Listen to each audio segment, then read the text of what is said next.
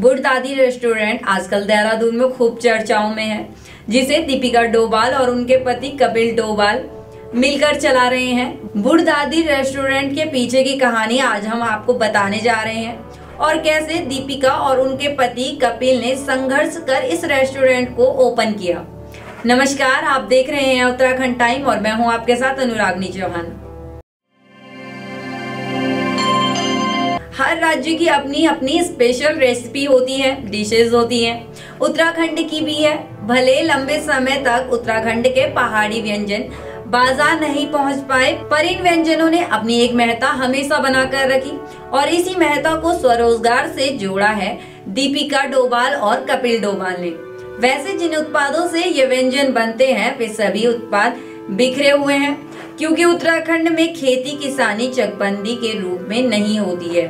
बिक्री जोत के कारण भी यह उत्पाद बाजारों में नहीं पहुंच पाते हैं। इन्हीं के लिए कपिल डोभाल ने चकबंदी आंदोलन में बढ़ चढ़कर हिस्सा लिया।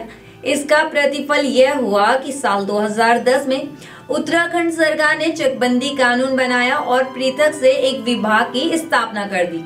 एक और कपिल और दीपिका के सामने अब रोजगार का संकट बढ़ता गया। परिवार के लोग भी कपिल से दूरी बनाने लगे, मगर दीपिका ने उस समय सभी संकटों को संभालने का जिम्मा लिया और कपिल के साथ मिलकर पहाड़ी उत्पादों द्वारा तैयार व्यंजनों को बाजार में उतारा।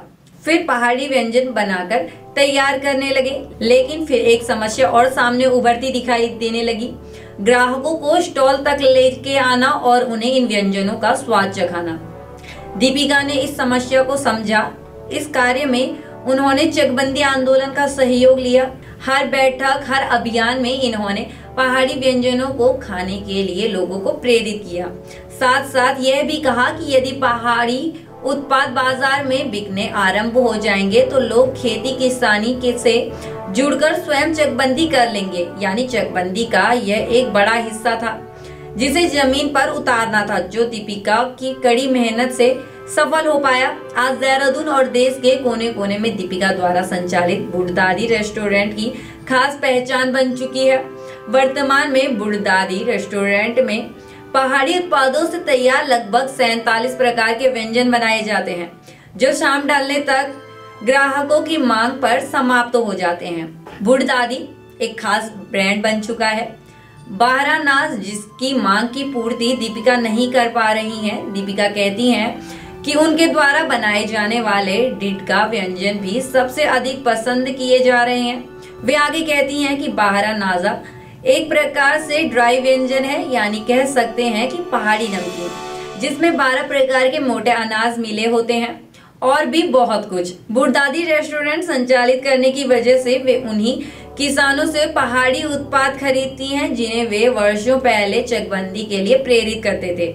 अब उनका और उनके किसानों के आंदोलन का वैचारिक संबंध ही नहीं बल्कि व्यापार का रिश्ता बन गया है, जिस कारण किसानों के हाथ सीधे आर्थिक संसाधन प्राप्त हो रहे हैं। ये कार्य वह पहाड़ी गांवों में गठित महिला समूह के साथ मिलकर कर रहे हैं। 2008 में चकबंदी आंदोलन से जुड़कर उनको ऐसा लग रहा था कि वे इस आंदोलन में सफल हो पाएंगे कि नहीं। फिलवक्त 12 साल बाद जब पहाड़ी उत्पादों से तैयार व्यंजनों के लिए बुढ़दादी नाम का एक स्टॉल खोला तो कुछ भी समझ नहीं आ रहा था, मगर 5 साल के संघर्ष ने यह जता दिया कि मेहनत कभी फिजूल नहीं जाती।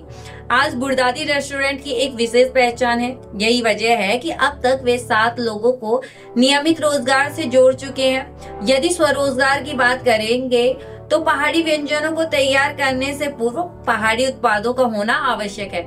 इसलिए वे पहाड़ के अलग अलग गांवों से लगभग 100 किसान परिवारों से पहाड़ी उत्पाद नियमित खरीदते हैं। संघर्ष की इस कहानी में कपिल डोभाल कहते हैं कि साल 2008 में चकबंदी के आंदोलन में कूद पड़ा था, पर जब साल 2015 में दीपिका के साथ शादी के बंधन में बंधा तो अब कुछ करने की इच्छा हुई, चिंता हुई। वे आगे बताते हैं कि साल 2016 में जब उन्होंने धात संस्था के कार्यक्रम में बुरांस माल्टा के जूस का स्टॉल लगाया तो उस दिन 1500 रुपए की पहली कमाई हुई। इस पर दीपिका ने उन्हें सुझाव दिया कि वे आंदोलन को सहयोग दे और दीपिका पहाड़ी उत्पादों के व्यंजनों को बाजार में रूप देगी। साल 2016 से लेकर 2021 तक उन्हें ग्राहकों तक पहुंचने में कई प्रकार की समस्याओं का सामना करना पड़ा, पर वे पीछे नहीं हटे और आज पहाड़ी व्यंजनों को उनके पास इतनी मांग है कि वे उनकी पूर्ति नहीं कर पाते। आज की दीपिका और कपिल डोभाल की संघर्ष की कहानी आपको कैसी लगी, कमेंट करके जरूर बताइएगा। और ऐसी ही कई व्यक्तित्वों की कहानी व बाकी की तमाम अपडेट्स के लिए बने रहे उत्तराखंड टाइम पर। धन्यवाद।